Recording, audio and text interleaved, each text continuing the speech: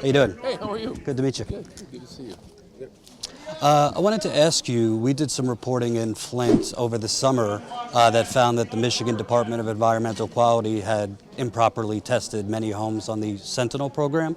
They were flushing right before letting copper samples. We've met with the Attorney General's office. They're looking into it, but we haven't really heard much from you or the mayor on this. I mean, simply put, they were cheating on the testing. So why is it you're not speaking out about this? Because it is a major public health concern that they're improperly testing for over 2 years. To be clear, this was under the Governor Snyder's administration. Right, there's no surprise, and we have spoken out on the lack of consistency in terms of testing. The use of pre-flushing, obviously masks. This wasn't pre-flushing. This was flushing day of. Pre-flushing is the night before. No, I'm talking about pre-flushing on that day. In other words, running the tap before they take the sample. That's the issue. And that had been the protocol that was actually allowed at the DEQ, suggested by the DEQ, and frankly allowed by the EPA. No, that's incorrect, respectfully. Pre-flushing, the EPA advises against it, but it's not outlawed. Flushing right before you're taking a sample is totally outlawed because they were doing it though. Right, that's what we found. So I think there's been a confusion on they were pre-flushing, but this was actually right before the test day of from DEQ officials. We found this in 35 homes. So, I mean, it seems like a serious thing that the data that was used was improperly, a lot of that data was manipulated testing. So publicly, I haven't heard anything from the mayor or you. The residents don't know, and a lot of residents, as you know, can't afford bottled water, so these pods, these free distribution centers were closed down by this data. Governor Snyder said the water's restored. Well, we disagreed with that decision and made it very clear that the water should be provided until the entire system is completely repaired.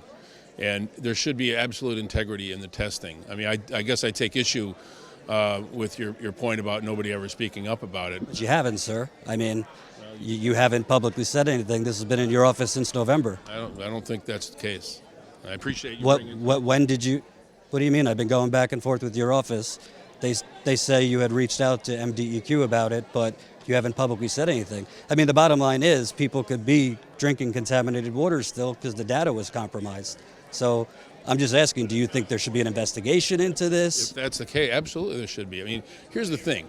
Nobody should game the testing. And if anybody needs a louder voice on that, we'll provide that louder voice. But it's absolute nonsense that anybody would game these tests. These are the people I work for. These are the people I represent.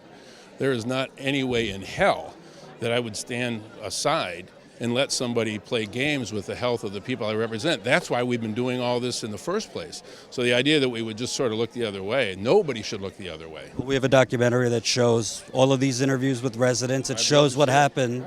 I'd love to send it to you. Have you sent it to me? Yeah, we have. Okay, because I just simply put, residents should know that the testing was compromised. Absolutely. And as Erin Brockovich has told us, the testing, I mean, that's a crime. They were falsifying. That's how we got into this mess in the first place. Right. So my last question, thanks for taking time. Yeah, sorry. Last question, do you think that it should be looked into as far as whether Governor Snyder knew about this because it was his environmental agency? Yeah, and we continue to try to get Governor Snyder to cooperate, at least with the congressional investigations. We've done more document requests. He has not complied with those. I think there are some really significant questions about where these directives came from. I mean, I can't reach into his brain and know whether he was aware, but it's very difficult for me to believe that multiple departments of state government would simultaneously and in a coordinated fashion try to mask a public health challenge in a city like this, and it just happens to be a coincidence. Right. So it had to come from somewhere. Thank you so much, sir. Right. Appreciate it. Hope you enjoyed that last video. Hop on over to statuscoup.com where you can sign up for our email list and become a member for as low as $5 to $10 a month. Membership is how we grow. That's statuscoup.com/join. And remember, join our email list so we can grow the revolution with you.